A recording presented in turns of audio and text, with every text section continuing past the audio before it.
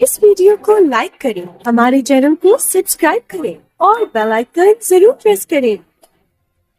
पूर्वोत्तर रेलवे के सेवानिवृत्त महाप्रबंधक और रिटायर्ड रेलवे ऑफिसर्स एसोसिएशन के अध्यक्ष राजीव मिश्र ने रविवार को ओम प्रकाश केसरी की कविताओं के संकलन सपने होंगे अपने का विमोचन पूर्वोत्तर रेलवे ऑफिसर्स क्लब में किया। ओम प्रकाश केसरी का यह तीसरा काव्य संग्रह है। इसके पहले प्रकाशित 2 काव्य संकलनों को रेल मंत्रालय ने मैथिली शरण गुप्त पुरस्कार प्रदान किया है। इस अवसर पर ओम प्रकाश केसरी ने काव्य पाठ किया। वहीं डॉक्टरों ने यूरोलॉजी इतनी खूबियों से लबालब है ये हमारा प्यारा वतन। नफरती अल्फाजों से इसके फिजा में जहर घोला मत करो, इसके फिजा में जहर घोला मत करो। एक बार फिर दिल को जख्मी कर गए, एक बार फिर उनकी यादें आकर दिल को जख्मी कर गए। हर दम अपनी नजरों से इस तरह टटोला मत करो, हर दम अपनी नजरों से इस तरह टटोला मत करो। तो ये है एक मैं रेलवे रिटायर्ड रेलवे ऑफिसर हूँ, जो कि अपर महानिदेशक आरडीएसओ के पद से 2020 में रिटायर हुआ हूँ।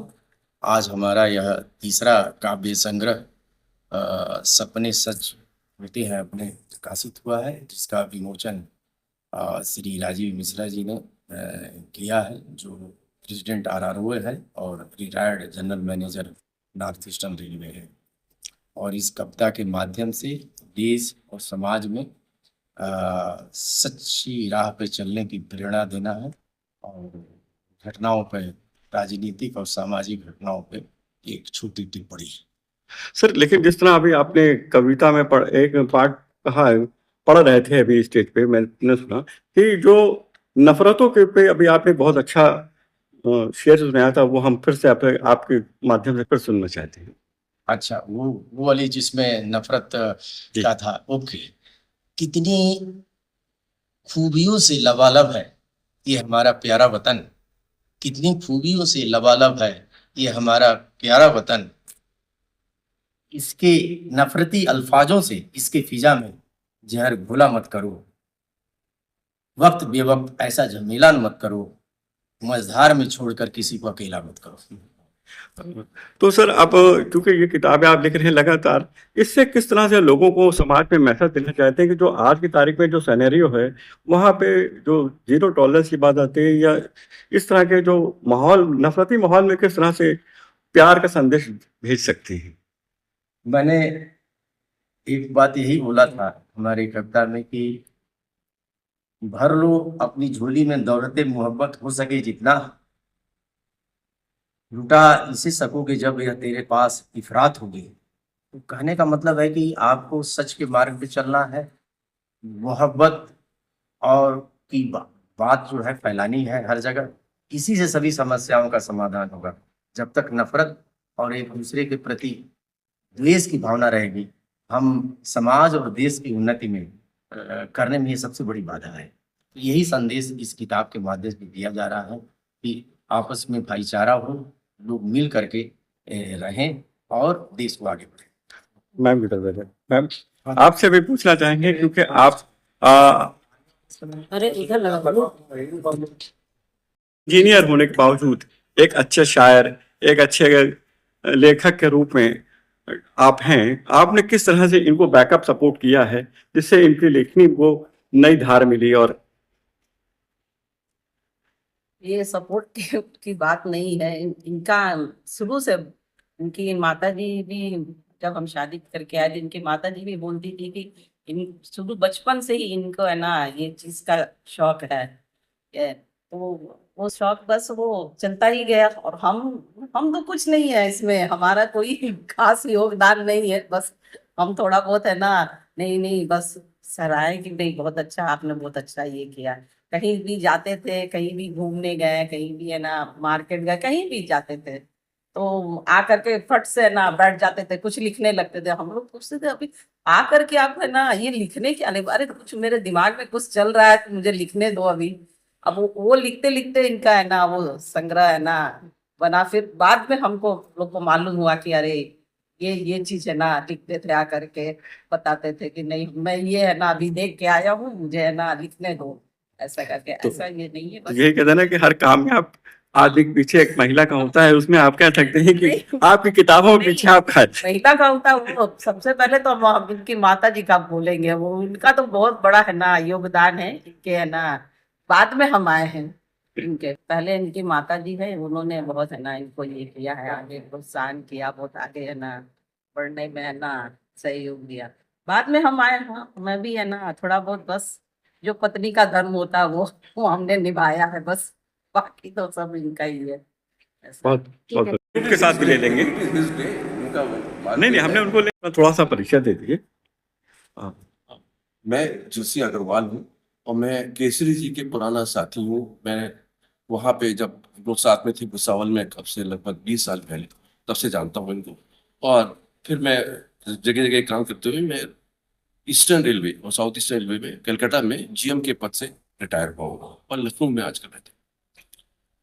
तो सर क्योंकि आप केसरी जी के काफी करीबी हैं और आप लोग कहीं ना कहीं इंजीनियरिंग सेक्शन से जुड़े हुए हैं, और इंजीनियरिंग के साथ जब कहीं पे ये पोइट्री की बात आती है, राइटर की बात आती है, तो वो एक बड़ा अटपटा सा लगता है। लेकिन ये कॉम्बिनेशन के बारे में आपकी क्या राय है?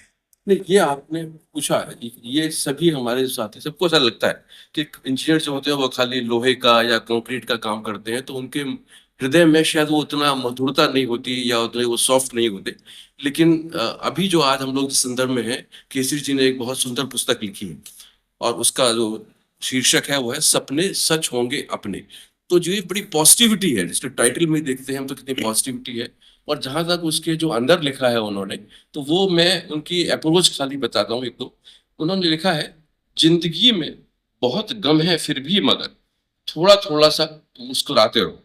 तो ये जो है कि भाई हम सारे लोग, सबकी जिंदगी में कठिनाइयां होती है, और जैसे रेलवे में जो जॉब है वो काफी कठिन जॉब होता है, पब्लिक सर्विस है, लिटरली 24/7 कहते हैं हम लोग, ट्रेन चलती रहती है और सेवा करते हैं। तो हम भी और केसरी जी भी उसी तरह के जीवन में रहे हैं। फिर उन्होंने एक और छोटी सी उसकी एक छोटी सीख कहें आप या सलाह कहें, उन्होंने कहा, हमेशा मायूसी ठीक नहीं, जरा हंसते भी रहो, फकत तनकीद ही नहीं तारीफ करते भी रहो। तनकीद कहते हैं आलोचना को। तो मतलब अगर हम लोग, मालिक जिंदगी में हर एक में कुछ ना कुछ कमियां होती है, तो अगर उस कमी को हम आलोचना न करें और उसको हम मुस्कुराते रहें, उसकी तारीफ करते रहें, तो शायद हम लोग का जो जिंदगी की सफर है और रिलेशनशिप हमारी जो अपने साथियों से है, अपने समाज से, बहुत अच्छी रहेगी।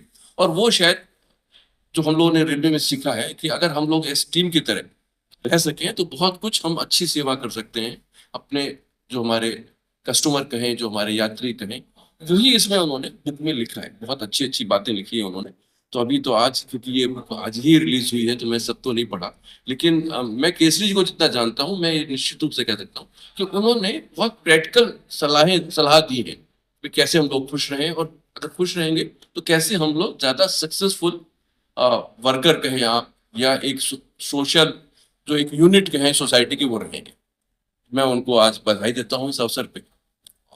मुझे आशा है कि ये सब लोगों को पसंद आएगी। छोटा सा परिचय देते हुए, और आज हम आपसे ये जानना चाहेंगे, जो आज ये किताब लॉन्च हुई है, इसको किस तरह से आप देखते हैं? मेरा नाम राजीव मिश्रा है। मैं पूर्वोत्तर रेलवे गोरखपुर में महाप्रबंधक के पद से रिटायर हुआ मार्च 2017 में। उसके बाद मैं रेरा के एपेलेट ट्राइब्यूनल में, जिसको रियल एस्टेट एपेलेट ट्राइब्यूनल कहते हैं, उसमें एडमिनिस्ट्रेटिव मेंबर रहा, और वहाँ से 65 वर्ष की आयु पर मैं मार्च 2022 में रिटायर हुआ। अभी मैं यहाँ पर पिछले करीब 6 साल से रिटायर्ड रेलवे ऑफिसर्स एसोसिएशन है लखनऊ में, जिसका मैं अध्यक्ष हूँ। और हमारी कोशिश हमेशा ये रहती है कि हम लोग बहुत थीम बेस्ड मीटिंग्स यहाँ कराएं। हम लोग माह में एक बार जरूर मिलते हैं, और हमारे सब रिटायर्ड रेलवे ऑफिसर्स और उनकी स्पाउसेस यहाँ पर आते हैं बड़ी संख्या में। और हमारा कोशिश होती है कि हम उन्हें मेडिकल के बारे में और फाइनेंशियल इंडिपेंडेंस के बारे में और मेंटल हेल्थ के बारे में बताएं, क्योंकि अधिकांश लोग रिटायरमेंट के बाद इन सब समस्याओं से जूझते हैं। तो आज जो हमारा कार्यक्रम हुआ उसके विषय में श्री ओम प्रकाश केसरी जी हैं हमारे, जो भूतपूर्व एडीजी आरडीएसओ रह चुके हैं। उन्होंने कुछ पुस्तकें लिखी हैं, जिनकी 2 पुस्तकें पहले तकनीकी विषय पर आ चुकी हैं, और उनको एक दो पुस्तकें और आई हैं जो उनकी कविताओं पर आधारित हैं, और उनको रेलवे का सर्वोच्च हिंदी पुरस्कार जो होता है, इसको मैथिली शरण गुप्त स्वर्ण पदक कहते हैं, वो प्राप्त हो चुका है। तो आज हमने उनको आमंत्रित किया था कि उनकी जो एक पुस्तक का विमोचन उन्होंने हमसे करवाया, और उस पुस्तक में उन्होंने बहुत अच्छी अच्छी कविताएं लिखी हैं जो कि जीवन के से संबंधित है। कैसे व्यक्ति को विशेष रूप से वृद्धावस्था में लोगों के साथ बिहेव करना चाहिए, कैसे अपनी परिस्थितियों का सामना करना चाहिए, ये सब इसके बारे में बताया गया है।